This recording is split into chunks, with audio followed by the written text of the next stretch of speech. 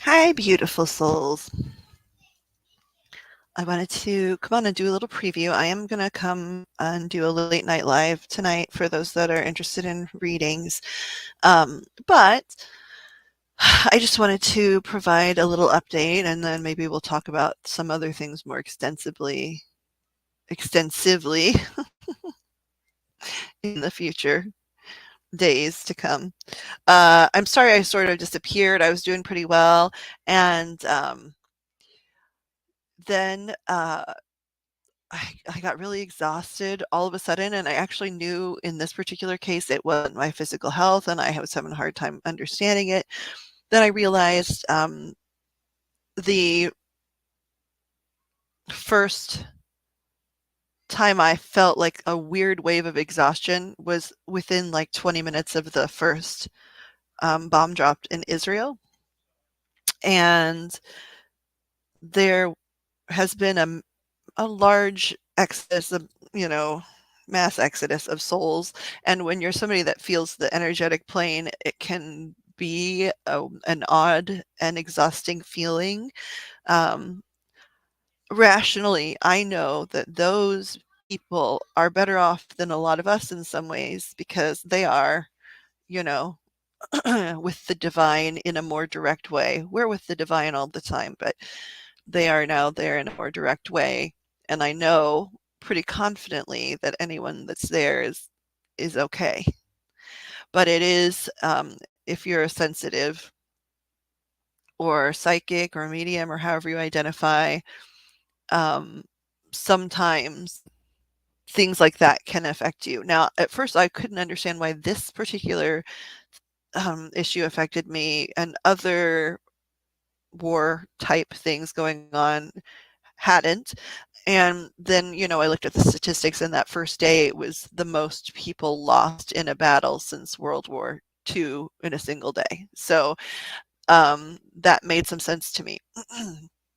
So I went into my normal sort of medicated treatment time, already sort of exhausted and trying to figure out how I wanted to approach, you know, um, handling my sensitivities around the war things that are going on in the world. And I know everybody feels it and everybody feels sad. At least I hope most people do and desire peace.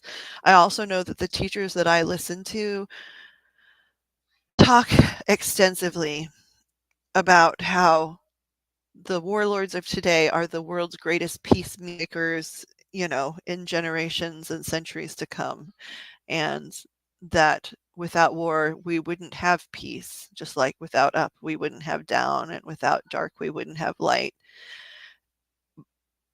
So I rationally understand that. I spiritually, I think, even understand that in a pretty strong way, but emotionally, that's hard, especially when you're feeling the massive transition of souls. And then also, I started to sort of feel some of the living people that are undergoing unpleasant things. And I was feeling maxed out. And I was worried that perhaps any readings I did until I got a handle on things might be a little clouded because the energy field is so noisy, for lack of a better term. And I wanted to clear that out. So I'm sorry to Libras who didn't get their birthday week, or we'll get on that as much as we can. And since there are new things we're adding, we're going to continue to add things, but it just might take a while to get into the swing of adding those things on. In regards to the reading that I desperately still want to do about Ms. Lana Stempian, um, it's interesting because, again, I didn't want my feelings and other experiences to cloud that experience. I had already been advised to put it off a week and thought that that would be all it was. Um, I have, I believe, engaged a little bit with Lana. um, people that know her and might listen to these things um, m- can probably prove or disprove this. um, but I do feel like I have met her, and I think I met her dad briefly too. Um, my experiences with her, because I wasn't reaching out, for a lengthy read, um, have been small, but like some of the fun things.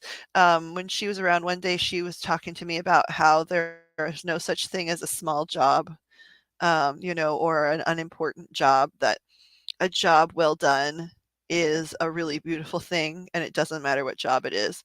I think her dad contributed to that sentiment some as well, but she was definitely around when and we were connecting at the beginning of me getting that information. And then when it continued, I was hearing two voices a little bit. So I don't know if that was a sentiment between the two of them, but it is something that came pretty strongly. Um, she also talked about how she did like order, at least in certain aspects of her life, then was gently and lovingly commenting on the absolute cluttered nature of the space I am usually in. She is not wrong, and it was not an insult, but it was endearing. Um, I kept feeling stressed about not doing the reading, and I kept getting sort of very sweetly reassured by both her and my guides that, the time would be when the time was right, it would happen, and that she's really happy to be patient and she's around. Um, she also seemed to indicate that her mother, I think it's her mother, because it feels like maternal, like someone maternal to her has a birthday coming up in the next, I don't know, like, I'm not perfect on time, the next 3 months or so, and that it's a big one. Like, so I don't know if that means like 75, 80, 85, but that's indicated. I think it's somewhere in the 80s. I think it's 80 or 85, based on what I heard. And I don't know if that's true or not, but if it is, happy upcoming birthday to Lana's mother. It's in the next couple of months. This is October. Let's see. I'm usually more of a 60 days out girl than like 90 days out. So let's see. October. This is the 17th. October 17th to November 17th. November 17th to December. So somewhere like in mid late December, somewhere around maybe the holidays. It seems like her mom might have a birthday. If I'm way off, I really apologize.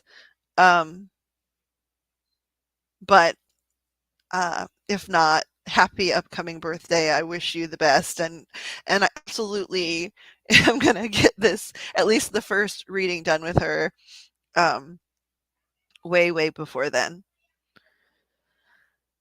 Um,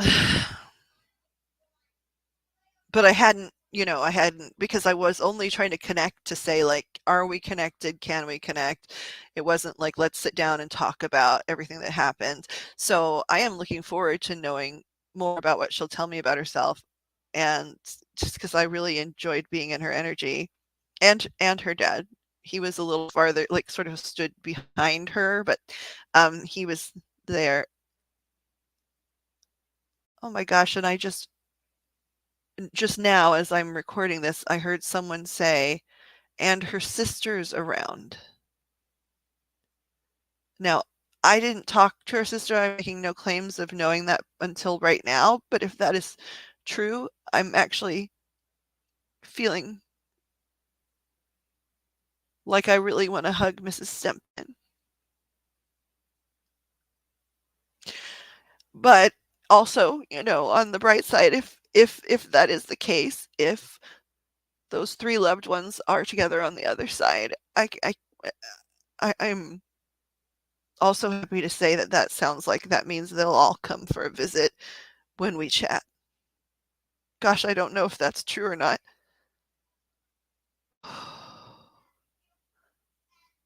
I'm sending you love, Mrs. Stempian. And so is your family, it seems.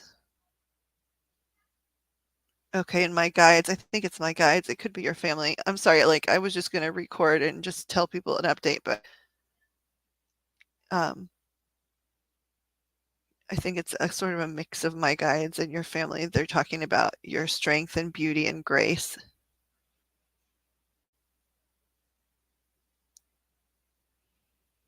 And that now I started thinking of, there's a song, this is crazy, in the movie, in the musical Hamilton, and the lyrics are, you know, who lives and who dies and who tells your story. And I was hearing that, and I don't know that like they necessarily are musical theater people, but that would be a way for my guides to express their sentiment that their their mother and wife, in their opinion, would be the greatest one to hold their legacy, that she was chosen to do that. That's what I'm hearing. In some way, I hope I'm wrong about the other daughter. Um, but of course, I also, I want to say if I am right, um, I know that with confidence that people on the other side are always, always, always, always with us, and I also know that they are almost always at peace and having a great life still, and very focused on the things we're doing here. So sorry, I did not expect that to come in, and I'm sorry if I got emotional. I didn't mean to make people, especially the family or friends, feel uncomfortable. I just that information came in and I